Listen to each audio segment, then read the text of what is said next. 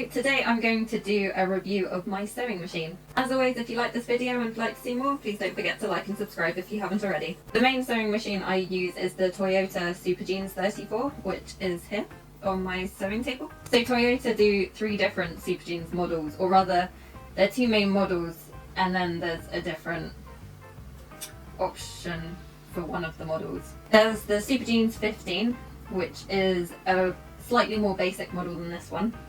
I think it's a J17. Essentially it's the J17 model, but the extension table comes as standard. And this model, the J34, is the one that has a few more features. It doesn't come with an extension table, but obviously you can buy it separately, which I have done. So the 34 refers to how many different stitches it does, which you can see on the side over here. So the J15 has less stitches, it has 15 variations. A few other differences with it is that you can change the presser foot pressure, so there's a dial up at the top here. Another thing that drew me to this model rather than the other one is that you can change the stitch length. So I thought it would be useful to do a sewing machine review of this particular machine because Toyota isn't as renowned as other makes such as Janome, Husqvarna, Pfaff, Juki, Elna. There are all sorts, but I guess like Vanilla and Janome are ones that are most commonly thought of in the sewing community. In the UK anyway, it's quite easy to get a Toyota sewing machine at a regular, department stores. For example, you could get this machine, or you could get the J15 version anyway at somewhere like Argos or Hobbycraft.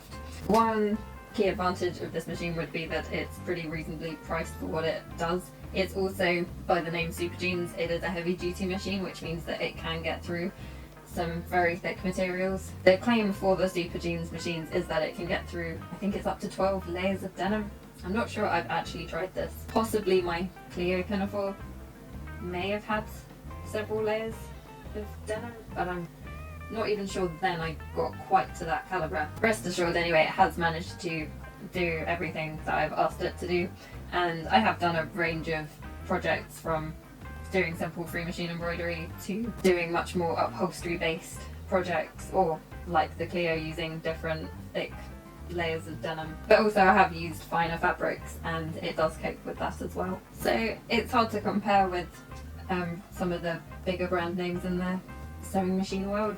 I have used some other models, probably mainly Janome actually. So my nan's old machine, which my mum currently has, is a Janome New Home, and it is lovely to work with. That is when it's working. So you do have to maintain it quite a lot. You have to make sure you oil it regularly and clean it out regularly. But saying that, when you have maintained it beautifully, it stitches lovely. It's pretty quiet, to be honest, and yeah, it just stitches lovely. I've been to local adult education courses locally, and they have Janome machines as well, which are mechanical ones like this machine, and again they're pretty substantial. It's a bit hard to say with the ones that you use there because obviously lots of people use the machines, so I think they do get a bit more worn out than your machine at home would, where you're the only one predominantly using it. I also think that you do just get familiar with your own machine because you use that one the most out of any sewing machine.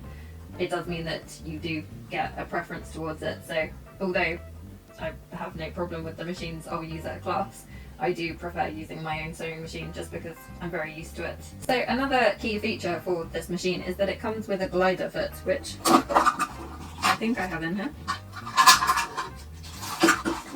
So this glider foot is part of the selling point for the J17 model, and I presume how it's supposed to get through up to 12 layers of denim, but to be honest I haven't really used it much at all. I think I've had it on the odd time, but I actually find it's really hard to use because it's a solid metal foot. You can't really see where you're going with it, and it's a bit bigger than a regular foot, or I feel like it is anyway. So I find it really clunky to use, so I haven't actually used it. But as I mentioned, just using the regular foot or using a walking foot, I found it perfectly fine to use for all the projects that I've done so far. So moving on to why I like this model. So firstly, it gets through an awful lot. As I mentioned, I've made different upholstery items. I've made some dungarees with this machine. I've made much thicker garments such as that Clio pinafore I upcycled from a 2 pairs of denim jeans. I've done an awful lot of free machine embroidery, and that is something I do like, that you can drop the dog teeth on it. So that's a very useful feature if you do some free machine embroidery, because although you can get the models and my other sewing machine, which is also a Toyota, but it's a bit more basic, you put a darning plate over the top, but it does mean that you've then elevated your work, and I find that sometimes that doesn't work very well. I mentioned that Toyota is more of a budget machine series, so it does mean that if you do need to buy additional feet, they're normally cheaper than other brand names. Obviously it can vary, but I find that you can get the machine feet for this model at a pretty good price. This is just a little extra, of course I like, but I do really like that it's got a giant backstitch lever. It's very easy to use. It has a good range of stitches, both stretch and for woven fabric or just decorative. There is an inbuilt threader over here, which I don't use an awful lot, but it does come in use if you're really struggling to thread the machine. The machine is self-oiling, so you don't need to worry about making sure you oil it every so often. I also quite like that it is a manual mechanical machine rather than a computerized one. I don't know why, I just feel like I've got a little more control over it. It also means that it doesn't reset when you switch it on and off. I know some computerized models probably do remember what last stitch you were using, but obviously on this, unless you change it, it stays to the last setting you had. That can be a downside as well, because if you, say for example, I was doing my 100-day project, so I was doing free machine embroidery, and then I decided to sew something else, did a regular sewing project. I accidentally left the stitch length on 0 or very close to 0, and couldn't understand why the fabric wasn't feeding through the machine, even though I'd put the dog teeth up. It was obviously because I put the stitch length at such a short length that it just wasn't moving. So the drawbacks for this machine, personally for me, is that you can't change the stitch width. So it's great that you can change the length, which you do with this grey dial here, which is not available on the Super Jeans 15. It's a feature that's on the 34. However, you can't change the stitch width, which you can on other machines. Another drawback for this machine, which is quite a big one really, is that it's really loud. So perhaps I'll add a clip on how loud it is, because a lot of the videos I do, I either cut out the sound of the machine, or it's time-lapsed anyway, so I've got rid of the sound anyway. But it is immensely loud, and a lot of the time I do wear noise-cancelling headphones with it if I want to listen to something else while I'm working. This isn't always a drawback, but I guess if you live in shared accommodation, that might be a problem. And also if you just don't like the noise, so it probably is worth trying before you buy if you are concerned about the noise level. It's quite loud. Another issue is that because it's lightweight, or fairly lightweight for a sewing machine, it does mean that it can start bouncing if you're doing a heavy duty bit of sewing. So sometimes I feel like I'm almost bouncing with the machine. I think you do get used to it, so as I said before, you get used to using your own machine, but it does feel like you're moving with the machine at that point. It's something that I think my nan's old Janome wouldn't do, because it is really heavy and it's quite hard to move around.